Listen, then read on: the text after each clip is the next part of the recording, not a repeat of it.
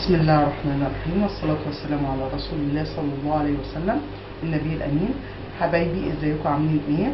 النهارده هنعمل أكلة خفيفة وبسيطة في تكاليفها، تنفع العشاء عشوة خفيفة أو تنفع الإفطار. فهنسمي الله بسم الله الرحمن الرحيم وهنقول المكونات بتاعتنا. أول حاجة بطاطس، بتقطعيها الصوابع بتاعتها بتكون سميكة شوية لأنها لسه هتتسلق. تمام. بيضتين، ملح وتوابل، انا حاطه ملح وشطه وفلفل اسمر وكمون وكزبره ناشفه طحناهم بالشكل ده. 3 معالق دقيق ذره، 5 معالق دقيق عادي، مج ميه ولو احتاجنا هنحط ميه تاني. وفي حله ميه انا حطاها وانا بقشر البطاطس، حطيتها على النار عشان تغلي وحطيت فيها معلقه ملح. دلوقتي هنحط البطاطس على النار تتسلق وهوريكم الايه كده يا حبايب قلبي. اهي الميه اللي انا قلت لكم عليها بتغلي وحاطه فيها معلقه ملح بس. هنزل فيها البطاطس عشان مش هتتسلق سلق كامل، يعني هتتسلق نص سليق كده، بحيث بتاخد نص السوا بتاعها في السليق والنص التاني في التتبيله وهي بتتقلي بتاعتها.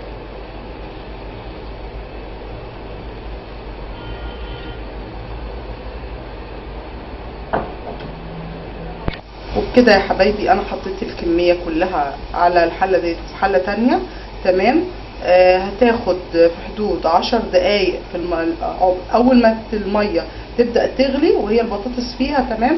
هسيبها 10 دقايق بالظبط، وبعد كده هشطفها وهسيبها تبرد وهحطها في الخلطه اللي هعملها. هنسمي الله بسم الله الرحمن الرحيم. هحط دقيق البسيسه وهحط التوابل وهكسر البيضتين. بسم الله الرحمن الرحيم.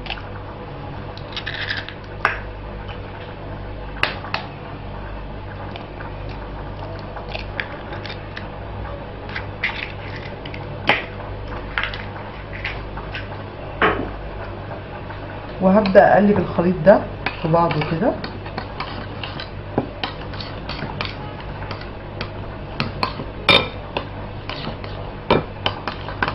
انا حطيت الاول دقيق البسيسه لان دقيق البسيسه اساسا مش هما 3 معالق بالظبط، مش هقلل منهم، لكن الدقيق التاني ال5 معالق ممكن اقلل منهم على حسب السمك بتاع الخليط بتاعي كده. بروح نازله بشويه الميه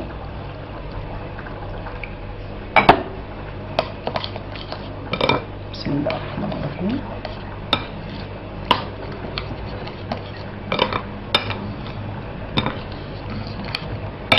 هنزل الدقيق الابيض بتاعي شويه بشويه وابدا اقلب.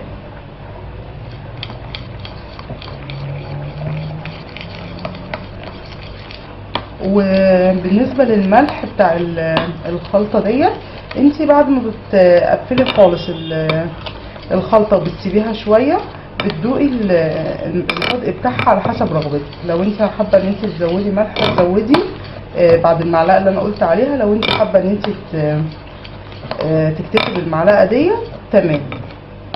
لسه انا عندي الخلطه كده، هزودها حبه صغيره بس، وبالمضرب هقلبها عشان انا مش عايزه فيها الكلكعه دي.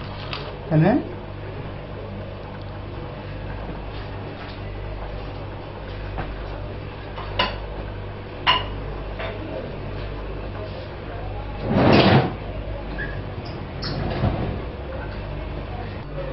وبكده يا حبايب قلبي انا قلبت الخليط بتاعي بالمضرب.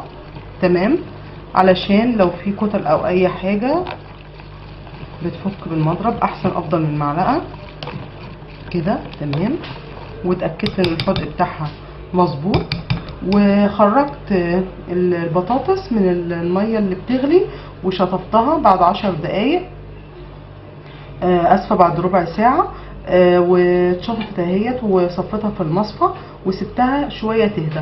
بعد ما تحطهاش ما تخرجهاش على طول من ميه السليق، تحطيها في الخلطه ديت. ليه؟ لان الخلطه ديت فيها بيض، فلازم بتتشطف وبنسيبها شويه تهدى، وبعد كده هندخلها ايه على الخلطه ديت. وبكده يا حبايبي البطاطس بردت، فهنزل واحده واحده بالشكل ده في الخليط. ودلوقتي انا حاطه الطاسه على النار عشان الزيت يسخن.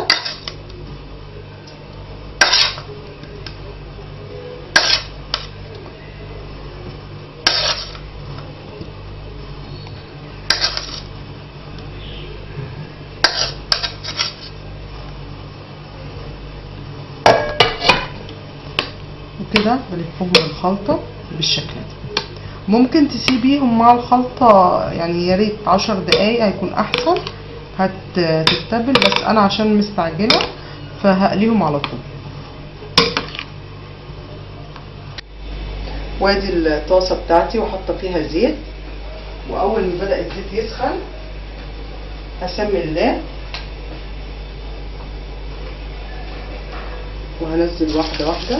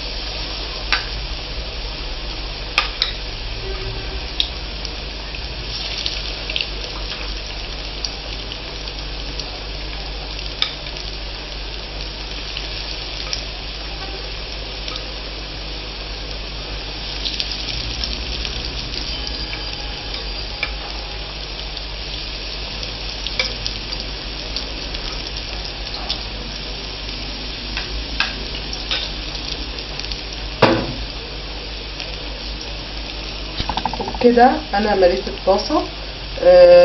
اول ما يحمر الوش بتاعها هقلبها على الوش التاني وهوريكم. وبكده يا حبايب قلبي البطاطس خرجتها من طاسه القليه على ورق نشاف، وبعد كده اهوت حطيتها في طبق التزيين. حطيت في الطبق الاول بقدونس ورصيتها وزينتها في الاخر بورق البقدونس المتقطع، وده شكلها النهائي. تتعشي بيها بألف هنا وشفا او تفطري بيها. يا رب الاكله باذن الله تبقى جميله وخفيفه على قلوبكم. وما تنسوش تعملوا لايك وسبسكرايب للقناه. لو انت لسه جديده بتشوفي قناتي دوسي على الزر الاحمر اللي تحت الفيديو ودوسي على الجرس عشان يوصلك كل الاشعارات. ومع السلامه.